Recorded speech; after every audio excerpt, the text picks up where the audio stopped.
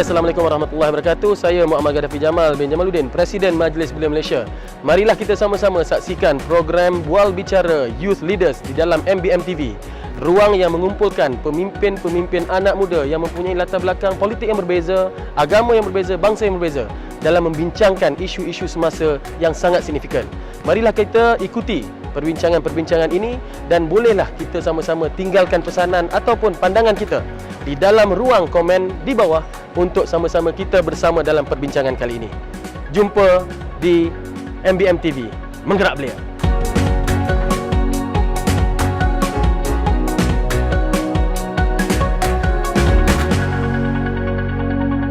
Salam sejahtera.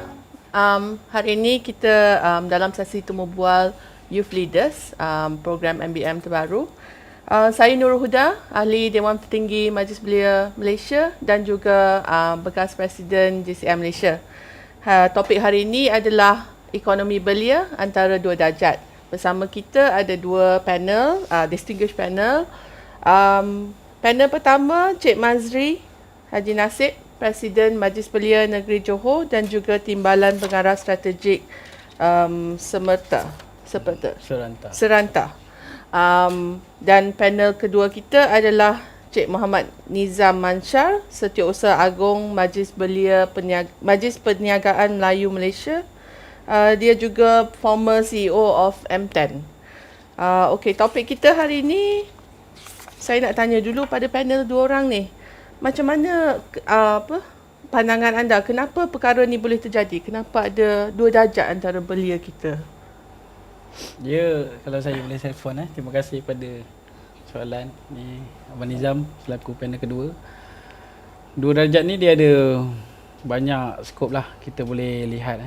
Darjat ni antara biasanya kalau cerita antara dua darjat piramid tu orang kaya orang miskin lah Jadi kita kalau tengok daripada segi geografik mungkin luar bandar dengan bandar. Kalau kita tengok daripada segi psikografik mungkin di bandar itu sendiri pun kita biasa dengar dengan miskin bandar dan sebagainya lah. Jadi topiknya tu dibawa kepada elemen belia. Jadi sememangnya lah kita boleh melihat perkembangan ekonomi ni daripada segi pemilikan material lah dan juga lifestyle dan sebagainya. Memang ada perbezaan-perbezaan. Hobi pun sebenarnya dah boleh membandingkan tentang pencapaian ekonomi individu belia itu sendiri. Jadi kalau kita kata tentang kenapa ia berlaku, ini memang janji Tuhan lah. Tuhan tak jadikan semua orang kaya, Tuhan pun tak jadikan semua orang miskin. Dan dia tidak berlaku di Malaysia saja. Kita pergi ke mana-mana negara pun dengan pelbagai orang kata sistem politiknya mengalami hal yang sama. Pergilah ke Brunei yang full monarch pun akan ada juga. Dan mereka mendefinisikan dan menginterpretasikan perkataan berjaya tidak berjaya, miskin kaya itu dengan mereka punya pandangan masing-masing. Kalau dalam konteks kita pergi ke negara Vietnam ataupun di China, tetap ada juga orang yang memandu BMW ada, orang yang memandu kereta-kereta biasa mereka Geely ke enjin di sana pun ada. Dan di Malaysia pun begitu juga. Ada orang muda yang sudah berkereta dan ada tahap-tahap keretanya. Dan ada juga orang muda yang masih struggle untuk memiliki sebuah motor kapcai dengan kerja-kerja dan sebagainya. Sebagaimana premis saya tadi, Tuhan tak jadikan semua orang kaya, tak jadikan semua orang miskin. Tetapi kita perlu berusaha ke arah memperbaiki keadaan itulah. Dan sememangnya lah kalau kita nak meletakkan, bukan kesalahan tapi nak meletakkan pada asbab, mungkin kepada ekosistem yang sedia ada terwujud di negara kita lah, dalam konteks negara kita ni. Daripada segi geografinya, kalau kita tengok peluang daripada segi ekonomi ni, orang di Mersing, orang di Benut Johor misalnya, orang di Gua Musang di Kelantan, ataupun orang yang lebih jauh lagi di Sabah dan Sarawak dekat Berkenu dan sebagainya, memanglah peluang-peluangnya tu berbeza-beza. Tapi apakah sebenarnya yang orang muda Malaysia, kalau kita kat Johor kita sebut orang muda Johor, jadi dalam konteks perbincangan ni saya lebih suka sebut orang muda Malaysia ni melihat kepada peluang ekonomi ni bagaimana sebenarnya? Adakah ia hanyalah makan gaji ataupun perlu kepada entrepreneurship yang lebih meluas, ataupun ada perkara di antara makan gaji dan juga berniaga itu. Dan kita pun tengok sekarang ramai orang bila kita tanya kerja, saya pun tak tahu saya kerja apa, tapi saya adalah kerja saya. Dia jadi freelancer, macam-macam dia buat.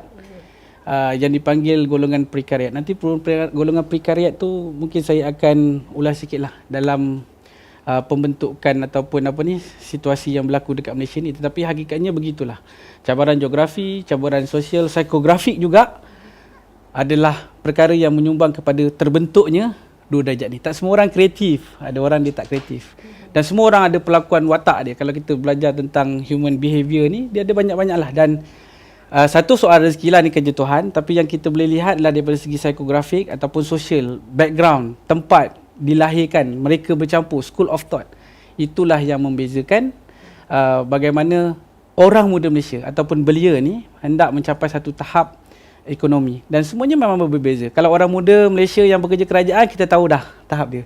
Orang muda Malaysia yang bekerja ni soal bekerja lah, yang bekerja di swasta, GSC dan sebagainya, dia ada tahap dia. Dan ada juga orang muda Malaysia yang berani, walaupun dia belajar di Lendu Melaka UiTM, tapi dia mengambil cabaran bekerja di luar negara. Saya ada seorang kenalan, daripada dia grad, dia buat meniaga paintball tak menjadi dan sebagainya, lalu dia kerja dengan satu company. Mungkin saya pun akan boleh cakap lagi selepas ini bagaimana dia dengan bahasa Inggerisnya yang saya rasa macam saya jugalah, tak berapa baik orang Felda ni kan, tapi boleh jugalah, toko beli ASEAN. Jadi dia bawa diri dia 3 bulan, 4 bulan di luar negara, bertukar-tukar ke Australia, kadang-kadang ke Afrika dan sebagainya, balik hanya sebulan. Tapi sekali dia balik, setahun dia bayar duit kereta, setahun dia bayar duit rumah. Yang macam tu nanti kita mungkin akan bincangkan. Saya rasa untuk awalan begitulah. Maksudnya darjat ini terjadi adalah kerana satu ekosistem, mungkin dasar dan sebagainya, tapi saya membandingkan juga dengan negara-negara lain yang sistemnya pun sangat jauh berbeza kita, monas, komunis dan juga kita demokrasi ni. Dan saya juga menyebut tentang nilai ataupun perkara-perkara individu yang bersifat individual, daripada psikografik, geografinya, itu yang mungkin membentuk kedarjatan dalam ekonomi orang muda. Terima kasih untuk awalan. Sekarang kita dengar dari panel nombor 2, Cik Nizam. Okay, Assalamualaikum dan salam belia. Saya rasa terima kasih kepada pengurusi dan juga panel Saudara Mandri. Saya rasa isu yang kita bincangkan dalam konteks antara dua darjat belia ini, ekonomi belia. Kalau kita kupas dalam konteks fitrah tu mungkin yalah, saya bersetuju dengan panel pertama tadi, tapi kalau kita bercakap tentang masa depan, kita cakap tentang hala tuju, maka kita perlu melihat dalam konteks yang lebih mendalam, menyeluruh, dan kita harus melihat polisi negara kita sendiri dan ke mana hala tujunya. Dan dari situ kita memahami apa konteks permasalahan, apa baseline dia, dan bagaimana untuk kita bergerak ke hadapan. Jadi kerana itu saya rasa contohnya dalam konteks Malaysia ini, kita Perdana Menteri telah meletakkan satu gagasan bahawa kita hendak menuju ke negara berpendapatan tinggi. Dan dalam konteks tajuk yang diberikan oleh Majlis Belia ni, antara dua darjat itu, kita harus memahami apa baseline keadaan masyarakat belia pada hari ini, dan adakah mereka mampu untuk mencapai matlamat negara berpendapatan tinggi tadi. Jadi ini, dan bila kita memahami isu dan masalah itu, barulah kita boleh merangka plan ke hadapan. Jadi dalam konteks baseline yang kita ada sebenarnya, walaupun aspirasi itu besar, tapi cabaran untuk menolak golongan belia generasi pada hari ini untuk mencapai sasaran yang diinginkan itu, cabarannya cukup besar. Mungkin pada tahun 60-an, 70-an kita bercakap tentang poverty. Pada hari ini poverty ataupun kemiskinan tegar itu bukan satu isu lagi. Tetapi isu yang besar pada hari ini adalah bila bercakap tentang relatif kemiskinan. Saya kekut kata-kata Raja Nongcik, dia kata kalau orang di bandar ni berpendapatan 3,000 ke bawah, mereka itu boleh dikira sebagai miskin sebenarnya, kerana konteks kos hidup itu juga berubah. Jadi kalau kita tengok data-data yang ada, sebagai satu contoh, kalau kita tengok data EPF yang mewakili lebih kurang 6.7 juta pencarum EPF, lebih kurang 60% atau 62% daripada pencarum ni berpendapatan 2,000 ke bawah, dan 96% daripada pencarum ini berpendapatan 6,000 ke bawah. Jadi ini menggambarkan sebenarnya untuk mencapai nilai negara berpendapatan, perjalanan dia masih jauh dan mencabar. Dan dalam konteks pekerjaan sebagai contoh, dengan the growing unemployment di kalangan belia, bagaimana kita nak menangani perkara ini? Saya bagi sebagai satu contoh, bila kita bercakap tentang pekerjaan, ada juga konteks pekerjaan masa hadapan. Ini bukan cerita tentang kerja-kerja di bawah, low skill workers. Kita bercakap tentang high skill workers. Cakap tentang revolusi industri 4.0, kita bercakap tentang digital economy. Tetapi kenyataannya apabila kita melihat dalam konteks keperluan pekerjaan, pengisian pekerjaan, kebanyakan kenaikan pekerjaan yang diwawarkan pada hari ini adalah pada low skill workers yang sekarang ini juga orang kata bersaing dengan golongan-golongan pekerja pendatang asing yang haram ataupun yang halal. Jadi dalam konteks itu cabaran belia itu cukup besar. Sebagai satu contoh dalam industri-industri motor, financing, digital, terlalu banyak kelompongan dan kekosongan untuk bakat-bakat muda ini masuk dalam industri tersebut. Jadi jurang ini, kalau kita bercakap tentang ada 2 darjat ini, dia bercakap tentang jurang, tentang ketidaksaksamaan, tentang inequality. Dan inequality ini wujud dalam berbagai konteks di Malaysia. Satu, antara kaum. Yang keduanya, di dalam kaum itu sendiri. Yang ketiganya, antara bandar dengan luar bandar. Antara Semenanjung dan Borneo. Dan dalam satu syarikat korporat itu sendiri, jurangnya cukup besar antara CEO dan juga pekerja bawahan.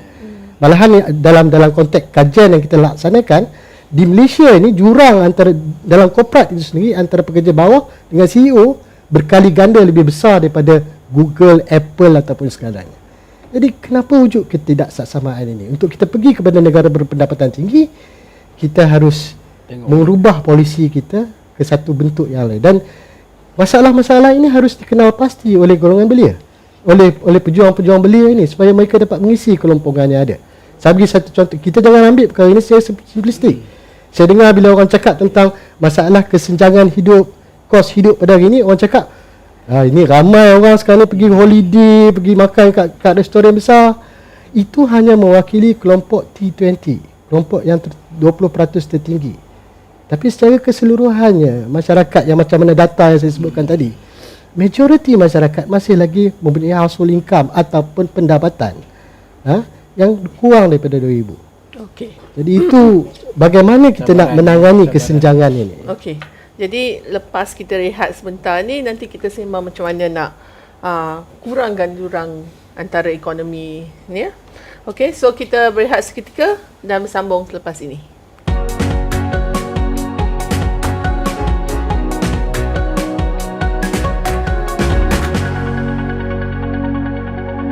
Okey, kita sambung balik semula perbincangan kita. Topik hari ini, ekonomi belia antara 2 darjat. Kalau ikut statistik, lebih dari 50% rakyat Malaysia menerima pendapatan kurang dari RM2,000 setahun. So, adakah ini kerana majikan tak mahu bayar lebih, atau ini juga yang menyebabkan ekonomi antara belia dan makin besar? Apa pandangan Cik Nizam? Saya rasa yang perkara yang kita perlu teliti adalah potensi ekonomi itu sendiri. Yang ni saya nak refer kepada apa yang berlaku. Sebenarnya ekonomi dunia ini dia sedang berubah dan menuju ke arah ASEAN ini sendiri. Dan ramai di kalangan para ekonomi dan sebagainya memandang bahawa the new economy untuk masa depan ini terletak di sini, di ASEAN. Saya bagi satu contoh. Kalau kita tengok dalam konteks e-commerce saja, peratus pembangunan bagi sektor e-commerce di Eropah lebih kurang 40%, di Amerika mungkin dalam 70%, tetapi di ASEAN ini sendiri peratusannya hampir 170%, the increase dalam konteks ekonomi e-commerce itu sendiri. Jadi dalam konteks ini benar-benar dilihat bahawa ekonomi dunia ini sebenarnya sedang menuju ke arah kita, sedang bersama kita. Seorang ekonomis daripada Singapura, Kishore Mahbubani, sebagai satu contoh, menampakkan bahawa Malaysia dengan Indonesia sebagai satu kuasa ekonomi di ASEAN.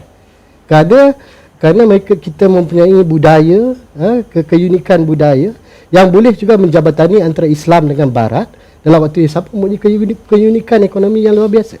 Jadi dalam konteks potensi, kita mempunyai potensi yang cukup besar. Tetapi dalam untuk menanggapi potensi itu, untuk kita merangkul potensi itu cabaran yang kita ada.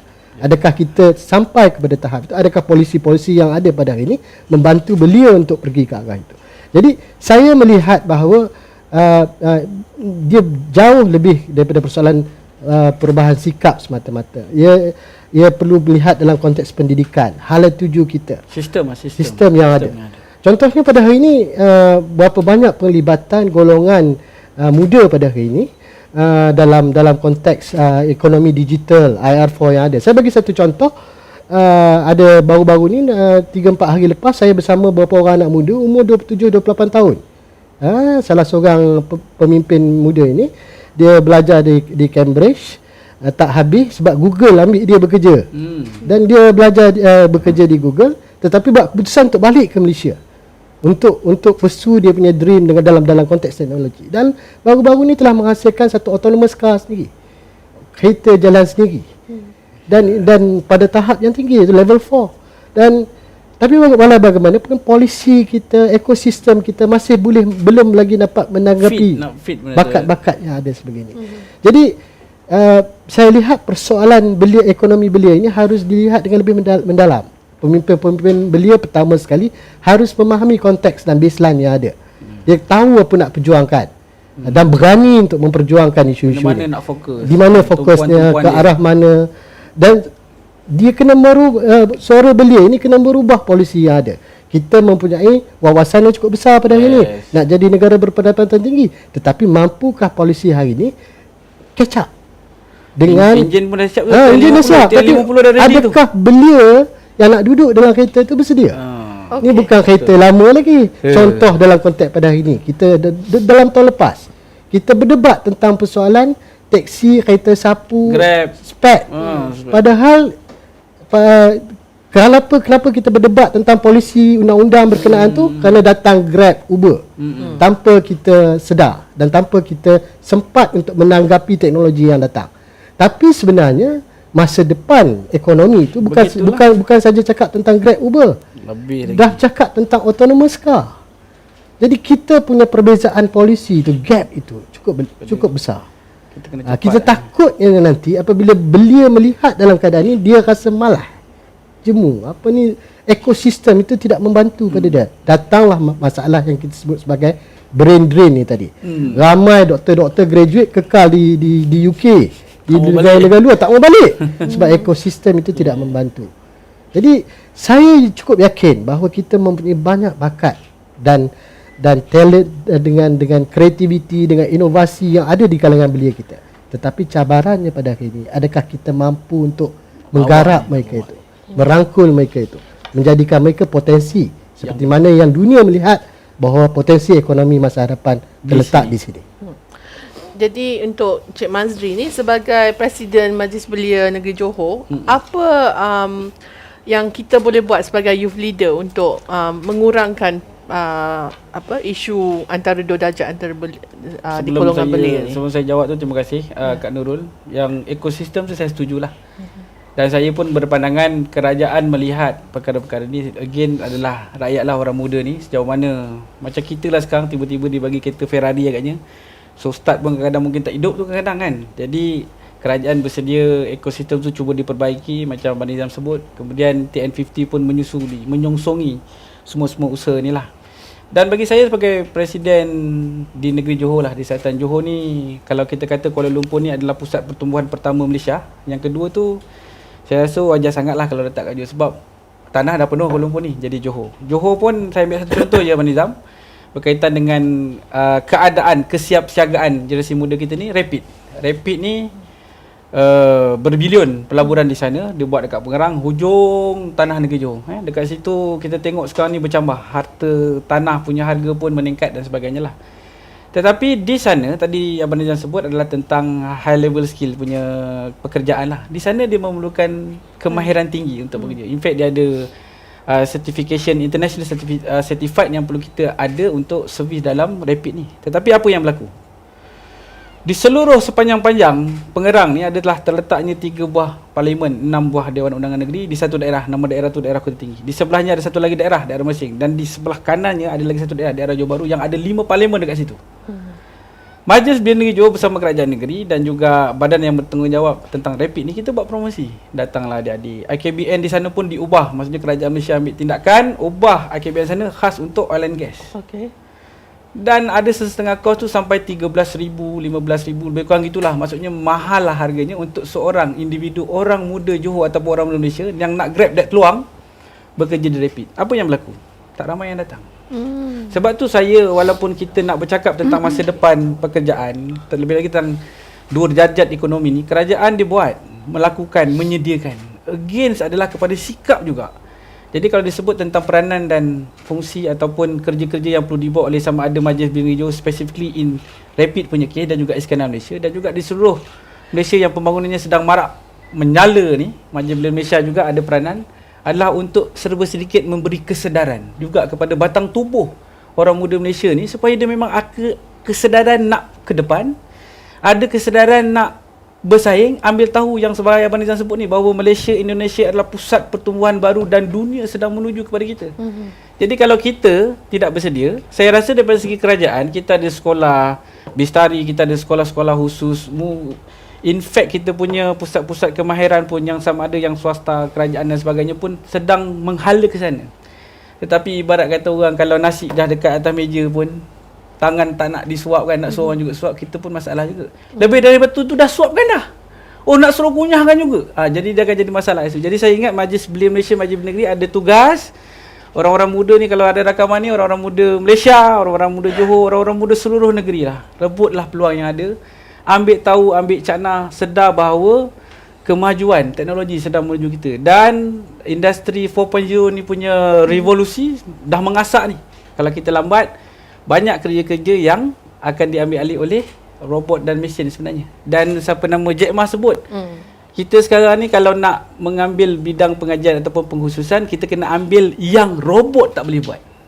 Jadi kita kena fikirkan juga dekat situ. Dan sedikit saya rasa atas kesedaran yang disebut oleh Abang Nizam juga, kita berbincang ni antara derajat. Sebab itulah Majlis Belia Malaysia, suara rasmi di Majlis Perundingan Belia Negara mencadangkan untuk kita support kereta TN50 ni dengan ekosistem yang telah diwujudkan dan cita-cita kita untuk majukan Malaysia berdasarkan kemampuan potensi orang muda dan ekonomi yang sedang menuju ke arah Indonesia, Malaysia ni. Singapura dah agak tinggal sikit lah.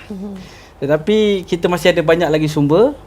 Wajar sangat diwujudkan sebuah kementerian. Ini saya sebut Johor yang bawa usul ni, MBM bawa lah, tapi orang Johor yang membahaskan. Kita kata dah sampai masanya dah untuk mengimbangi juga dua darjat ekonomi ni. Kementerian Belia hendaklah dikahwinkan dengan Kementerian Kemahiran supaya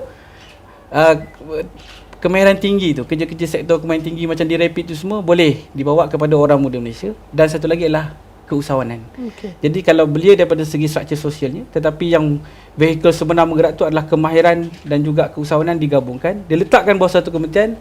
Saya rasa mungkin di bawah kerangka TN50 Abang Nizam, vehicle tu akan agak kemas sikit lah, dan kita boleh melihat kebaikan demi kebaikan daripada itu. Kita cuba dululah. Tapi saya rasa ada signifikannya Belia, kemahiran dan keusahawanan. Okey. So kita dah tak cukup masa ni. Terima kasih pada panel dua orang yang hadir untuk program MBM Youth Leader ni. Jadi saya dengan ini menutup perbualan kita pada hari ini. Terima kasih ya Cik Nizam, Cik Mazri. Terima kasih. Hashtag kita sama-sama.